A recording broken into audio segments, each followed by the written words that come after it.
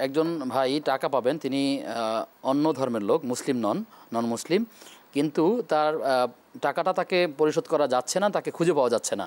তো এখন তার টাকাটা কিভাবে পরিশোধ করা হবে, এক্ষেত্রে কি উপায় আছে, কি করণীয় আছে?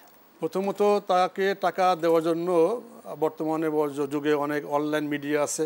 ওই মিডিয়ার মাধ্যমে, লোকের মাধ্যমে তাকে খুঁজতে হবে, পাওয়ার জন্য খুঁজতে হবে। যদি কোনো মতেই তাকে খুঁজে পাওয়া যাচ্ছে না, একেবারে অনিশ্চিত হয়ে যায়, তাহলে এই টাকাটা কোনো গরিব অসহায় মানুষকে ওই দিয়ে দিতে হবে। এটা কোনো আপনার দান করার নিয়ত না, এমনি দিয়ে দিতে হবে সেই ব্যক্তির পক্ষ থেকে। সেই ব্যক্তির পক্ষ থেকে যদি সব পায়, তাহলে যেই ব্যক্তির টাকা সে সব পাবে, কিন্তু যিনি দান করলেন উনি পাবেন না।